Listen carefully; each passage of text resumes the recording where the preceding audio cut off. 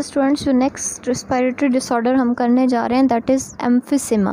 एम्फिसिमा क्या होता है? एम्फिसिमा में ये होता है कि अल्वोलाई जो हैं, जो सैक लाइक पाउचेस हैं लंग्स के अंदर, उनकी वॉल्स डिस्ट्रॉय हो जाती हैं और वो सैक फ्यूज़ होना शुरू हो जाती हैं।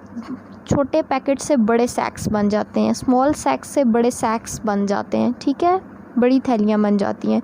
So emphysema is the destruction of wall of alveoli. It result in larger sacs but they are having less surface area for gaseous exchange.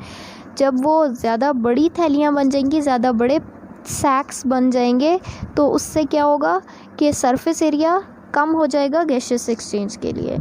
सो इसके इफ़ेक्ट्स क्या हैं? As the lung tissue break down, definitely lung tissue break down हो जाता है emphysema की वजह से। तो lungs do not come back into their original shape after exhalation. जब एक्सहेल की जाती है air, when you are exhaling air, when the releasing air, then the lungs do not come back to their original shape. So air cannot be pushed out and it get trapped in the lungs. It cannot be easily pushed out, it trapped in lungs. So gaseous exchange is severely affected as a result of emphysema. The symptoms of emphysema include shortness of breath, fatigue, थकावट, recurrent respiratory tract infection, बार बार infection हो जाता है respiratory tract में, and weight loss.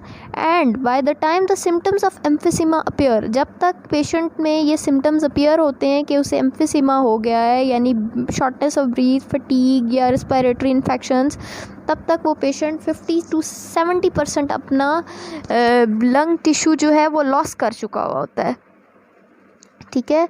और इसके अलावा the level of oxygen in the blood get slow down and it also result in serious complications.